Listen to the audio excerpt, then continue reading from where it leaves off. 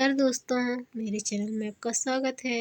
आज की कहानी का नाम है उन्माद, जो प्रेमचंद जी द्वारा लिखी गई है। यह कहानी का भाग दूसरा है। कहानी का भाग पहला सुनने के लिए आप मेरे चैनल पर जो प्रेमचंद जी की प्लेलिस्ट बनी है उस पर जाकर सुन सकते हैं। और यदि आप चैनल पर नए आए हैं तो चैनल को सब्सक्राइब कर बेल आइकन को क्लिक कर लीजिए और वीडियो को अपने दोस्तों के साथ शेयर कर दीजिए। चलिए शुरू करते हैं। मनोमालिन्य बढ़ता गया। आखिर मनहर ने उसके साथ दावतों और जलसों पर जाना छोड़ दिया। पर जैनी पूर्ववत सैर करने जाती, मित्रों से मिलती, दावतें करती और दावतों में शरीक होती। मनहर के साथ न जाने से उसे लेश मात्र भी दुख या निराशा नहीं होती थी, बल्कि वह शायद उसकी उदासीनता पर और प्रसन्न होती थी। मनहर इस मानसिक व्यथा को शराब के नशे में डुबोने का उद्योग करता। पीना तो उसने इंग्लैंड में ही शुरू कर दिया था, पर अब उसकी मात्रा बहुत बढ़ गई थी। वहाँ स्फूर्ति और आनंद के लिए पीता था, यहाँ स्फूर्ति और आनंद को मिटाने के लिए। वह दिन दिन दुर्बल होता जाता था। वह जानता था कि शराब मुझे पिए जा रही है, पर उसके जीवन का एक ही अवलंब रह गया था। गर्मियों के दिन थे। मनहर एक मामले की जांच करने के लिए लखनऊ में डेरा डाले हुए था। मामला बहुत संगीन था। उसे सिर उठाने की फुर्सत न मिलती थी। स्वास्थ्य भी बहुत खराब हो चला था, पर जैनी अपने सैर सपाटे में मग्न थी। आखिर उसने एक दिन कहा, मैं नैनीताल जा रही हूँ, यहाँ की गर्मी मुझसे सही नहीं जाती। मनहर ने लाल लाल आंखें निकाल कर कहा, नैनीताल में क्या काम है? वह आज अपना अधिकार दिखाने पर तुल गया। जैनी भी उसके अधिकार की उपेक्षा करने पर तुली हुई थी।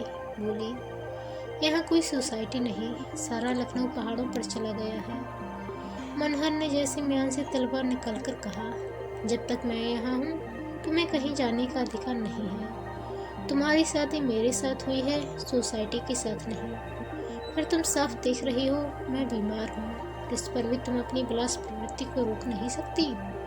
मुझे तुमसे ऐसी आशा नहीं थी जैनी। मैं तुमको शरीफ समझता था।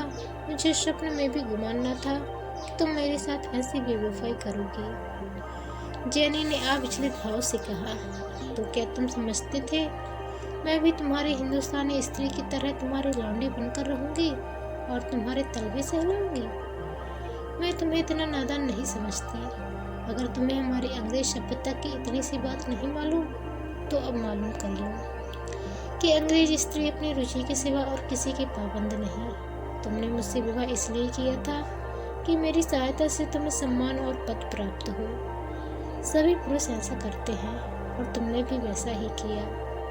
मैं इसके लिए तुम्हें बुरा नहीं कहती, लेकिन जब तुम्हारा वह उद्देश्य पूरा हो गया जिसके लिए तुमने मुझसे विवाह किया था, तो तुम मुझसे अधिक आशा क्यों कर रखते हो? तुम हिंदुस्तानी हो, अंग्रेज नहीं हो सकते। मैं अंग्रेज हूँ, हिंदुस्तानी नहीं हो सकती। इसलिए हम में से किसी को अधिकार नहीं है कि वह दूसरे को अपनी मर्जी का गुलाम बनाने की चेष्टा करे। मनहर हतबुद्धि से बैठा सुनता रहा। एक एक शब्द विस्की घूंट की भांति उसके कंठ के नीचे उतर रहा था। कितना कठोर सत्य था। पद लालसा के इस प्रचंड आवेग में, विलास तृष्णा के उस अदम्य प्रवाह में वह भूल गया था कि जीवन में कोई ऐसा तत्व भी है जिसके सामने पद और विलास कांच के खिलौने से अधिक मूल्य नहीं रखते। वह विस्मृत सत्य इस समय अपने दारुण विलाप से उसकी मध्यंत चेतना को तड़पाने लगा। शाम को जैनी नैनीताल चली गई। मनहर ने उसकी ओर आंखें उठाकर भी नहीं देखा। 3 दिन तक मनहर घर से न निकला। जीवन के 5-6 वर्षों में उसने जितने रत्न संचित किए थे, जिन पर वह गर्व करता था, जिन्हें पाकर वह अपने को धन्य समझता था, अब परीक्षा की कसौटी पर जाकर नकली सिद्ध हो रहे थे। उसकी अपमानित, ग्लानित, पराजित आत्मा एकांत रोदन के सिवा और कोई त्राण न पाती थी। अपनी टूटी झोपड़ी को छोड़कर वह जिस जिस सुनहरे कलश वाली भवन की ओर लपका था, वह मरीचिका मात्र थी और उसे अब फिर अपनी टूटी झोपड़ी याद आई, जहाँ उसने शांति का, प्रेम का, आशीर्वाद की सुधा पी थी। वह सारा आडंबर उसे काट खाने लगा। उस सरल शीतल स्नेह के सामने ये सारी विभूतियाँ उसे तुच्छ सी जागने लगी। तीसरे दिन वह भीषण संकल्प करके उठा और 2 पत्र लिखे। एक तो अपने पद से इस्तीफा था और दूसरा जैनी से अंतिम विदा की सूचना। इस्तीफे में उसने लिखा, मेरा स्वास्थ्य नष्ट हो गया है और मैं इस भार को नहीं संभाल सकता। जैनी के पत्र में उसने लिखा, हम और तुम दोनों ने भूल की है और हमें जल्द से जल्द उस भूल को सुधार लेना चाहिए। मैं तुम्हारे सारे बंधनों से मुक्त करता हूँ, तुम भी मुझे मुक्त कर दो। मेरा तुमसे कोई संबंध नहीं है।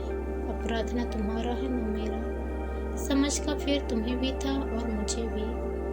मैंने अपने पद से इस्तीफा दे दिया है और अब तुम्हारा मुझ पर कोई एहसान नहीं रहा। मेरे पास जो कुछ है वह तुम्हारा है, वह सब मैं छोड़े जाता हूँ। मैं तो निमित्त मात्र था, शामिनी तुम थी। उससे सभ्यता को दूर से ही सलाम है, जो विनोद और विलास के सामने किसी बंधन को स्वीकार नहीं करती। उसने खुद जाकर दोनों की रजिस्ट्री कराई और उत्तर का इंतजार किए बिना ही वहां से चलने को तैयार हो गया। जैनी ने जब मनहर का पत्र पढ़ा तो मुस्कुराई। उसे मनहर की इच्छा पर शासन करने का ऐसा अभ्यास पड़ गया था कि पत्र से उसे जरा भी घबराहट नहीं हुई। उसे विश्वास था कि 2-4 दिन चुपड़ी चुपड़ी बातें करके वह उसे फिर वशीभूत कर लेगी।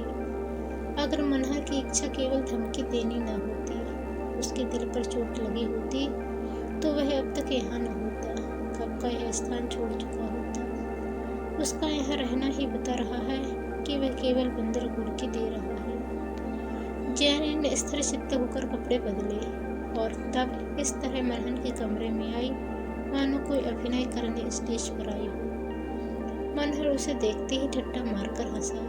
जैनी सहमकर पीछे हट गई। इस हंसी में क्रोध का प्रतिकार न था, उसमें उन्माद भरा हुआ था। मनहर के सामने मेज पर बोतल और गिलास रखा हुआ था।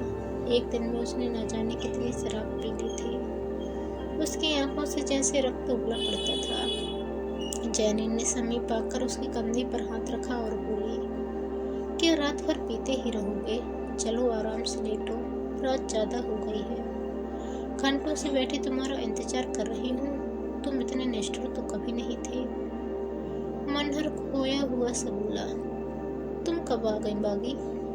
देखो मैं कब से तुम्हें पुकार रहा हूँ। चलो आज सैर कराए उसी नदी के किनारे। तुम वहीं अपना प्यारा गीत को सुनाना, जिसे सुनकर मैं पागल हो जाता था। क्या कहती हो, मैं बेमुरब्बत हूँ? यह तुम्हारा अन्याय है बागी, मैं कसम खाकर कहता हूँ। ऐसा एक दिन भी नहीं गुजरा जब तुम्हारी याद ने मुझे ना रुलाया हो। जैनी ने उसका कंधा हिलाकर कहा, तुम यह क्या उल्लुल जुलुल बक रहे हो? बाकी यहाँ कहाँ है? मनहर ने उसकी ओर देखकर अपरिचित भाव से कुछ कहा, फिर जोर से हंसकर बोला, मैं यह ना मानूंगा बागी, तुम्हें मेरे साथ चलना होगा।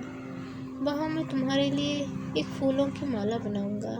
जैनी ने समझा, यह शराब बहुत पी गए हैं, बकचक कर रहे हैं, इनसे इस वक्त कुछ भी बात करना व्यर्थ है। चुपके से कमरे से बाहर चली गई। उसे जरा सी शंका हुई थी, यहाँ उसका मूलोच्छेद हो गया। जिस आदमी का वाणी पर अधिकार नहीं, वह इच्छा पर क्या अधिकार रख सकता है? उस घड़ी से मनहर को घर वालों की रट लग गई। कभी बागेश्वरी को पुकारता, कभी अम्मा को, कभी दादा को। उसकी आत्मा अतीत में विचरती रहती। उस अतीत में जब जैनी ने काली छाया की भांति प्रवेश नहीं किया था और बागेश्वरी अपने सरल व्रत से उसके जीवन में प्रकाश फैलाती थी। दूसरे दिन जैनी ने उसे जाकर कहा, तुम इतनी शराब क्यों पीते हो? देखते नहीं तुम्हारी क्या दशा हो रही है?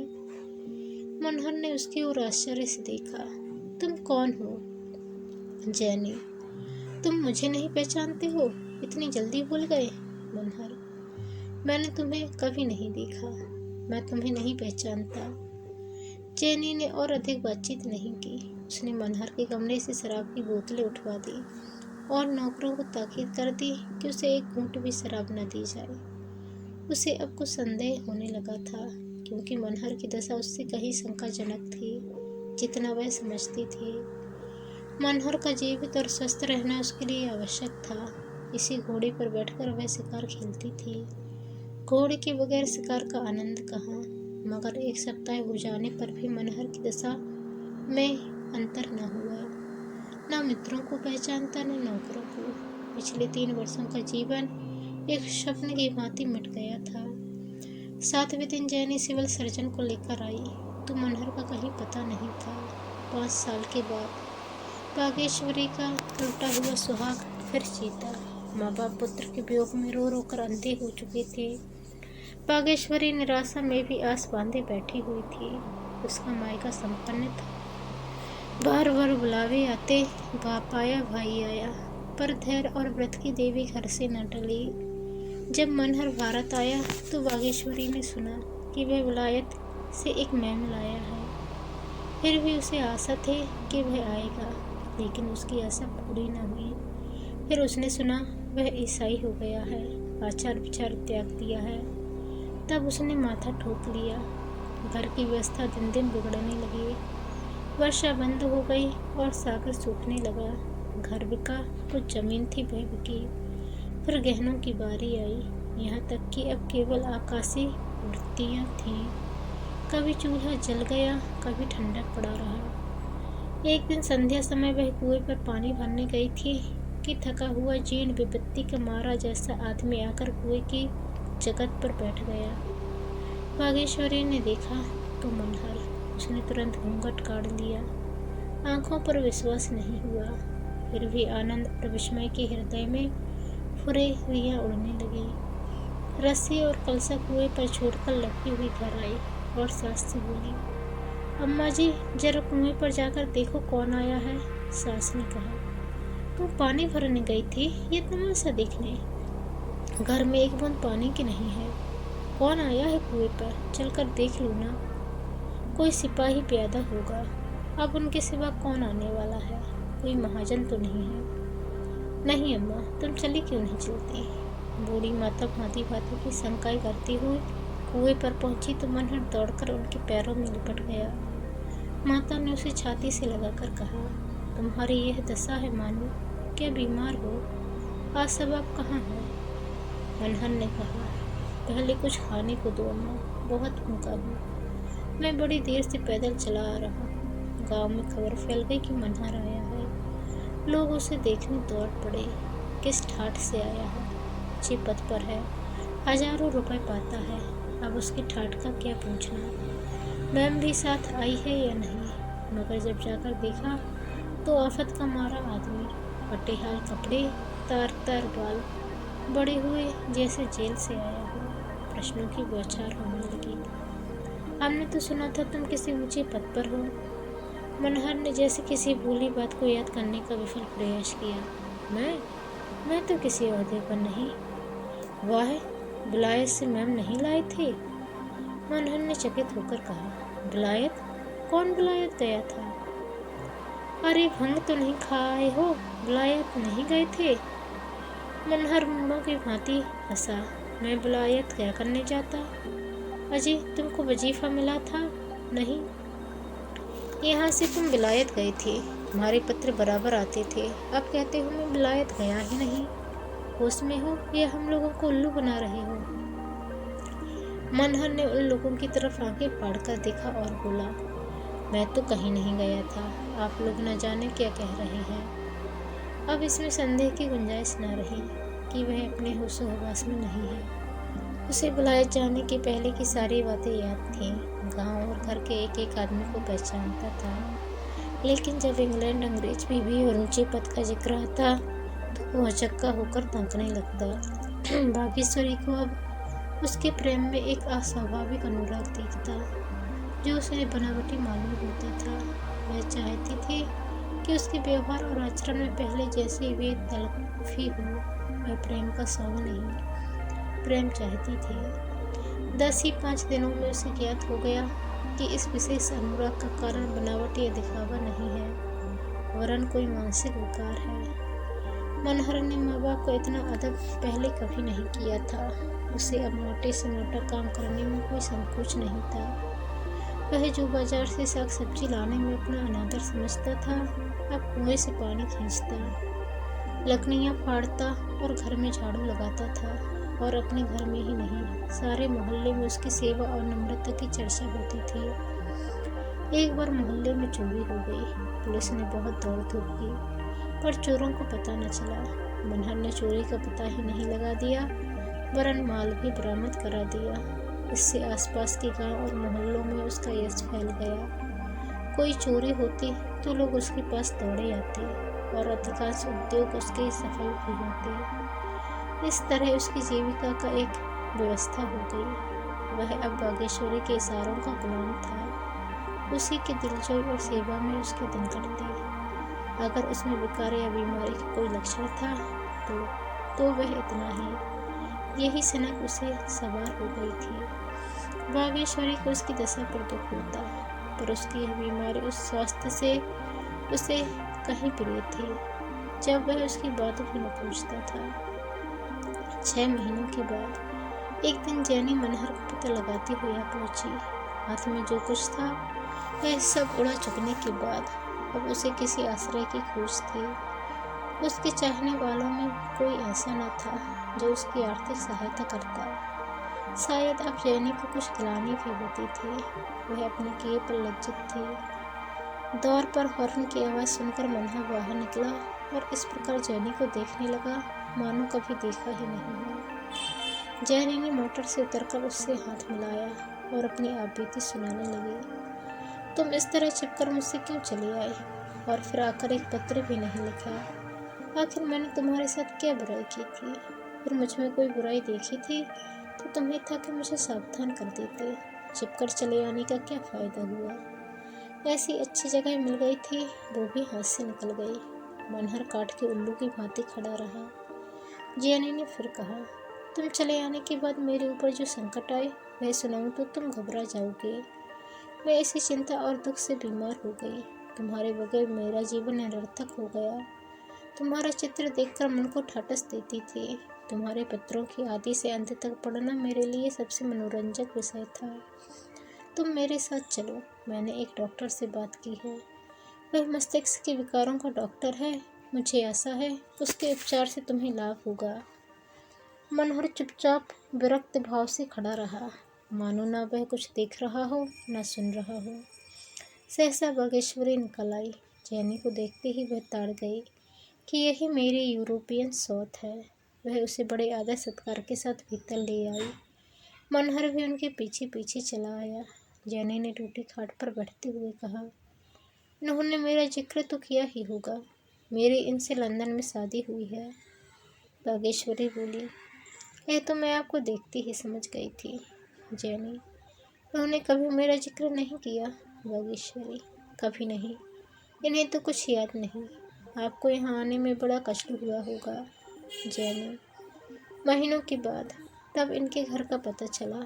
वहाँ से बिना कुछ कहे सुने चल दिए। आपको कुछ मालूम है इन्हें क्या शिकायत है? शराब बहुत पीने लगे थे।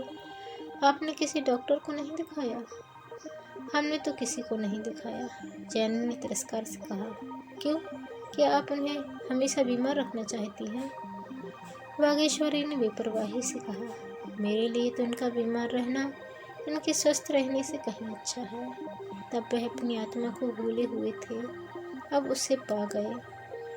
फिर उसने निर्दय कटाक्ष करके कहा, मेरे विचार में तो वह तब बीमार थे, अब उसे पा गए। जैनी ने चिढ़कर कहा, नॉनसेंस।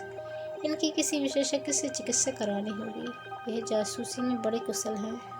इनके सभी अफसर इनसे प्रसन्न थे। वे चाहें तो अब भी वह जगह उन्हें मिल सकती है। अपने विभाग में ऊंचे से ऊंचे पद तक पहुंच सकते हैं। मुझे विश्वास है कि इनका रोग असाध्य नहीं है। हाँ, विचित्र अवश्य है। आप क्या इनकी बहन है? बागेश्वरी ने मुस्कुराकर कहा, आप तो गाली दे रहे हैं। यह मेरे स्वामी हैं। यानी परमाणु वज्रपात हुआ। उसके मुख पर से नम्रता का आवरण हट गया और मन में छुपा हुआ क्रोध जैसे दांत पीसने लगा। उसकी गर्दन की नसें तन गई, दोनों मुट्ठियां बंध गईं। उन्मत्त होकर बोली, बड़ा दगाबाज आदमी है, इसने मुझसे बड़ा धोखा किया। मुझसे इसने कहा कि मेरी स्त्री मर गई है। कितना बड़ा धूर्त है, यह पागल नहीं है, इसने पागलपन का सौंग भरा है। मैं अदालत से इसको सजा कराऊंगी। क्रोध और आवेश के कारण वह कांप उठी, फिर रोती हुई बोली, इस दगाबाजी का मैं ऐसे मजा चखाऊंगी। ओह, इसने मेरा कितना घोर अपमान किया है। ऐसा विश्वासघात करने वाले को जीव दंड दिया जाए वह कम है। इसने कैसी मीठी मीठी बातें करके मुझे फंसाया। मैंने ही इसे जगह दिलाई, मेरे ही प्रयत्नों से यह बड़ा आदमी बना। इसके लिए मैंने अपना घर छोड़ा, अपना देश छोड़ा, और इसने मेरे साथ ऐसा कपट किया। जैनी सिर पर हाथ रखकर बैठ गई, फिर तेज में उठी और मनहर के पास जाकर उसको अपनी ओर खींचती हुई बोली, मैं तुम्हें खराब करके छोड़ूंगी। तूने मुझे समझा क्या है। मनहर इस तरह शांत भाव से खड़ा रहा मानो उससे कोई प्रयोजन ही नहीं है। फिर वह सिहनी की भांति मनहर पर टूट पड़ी और उसे जमीन पर गिराकर उसकी छाती पर चढ़ बैठी।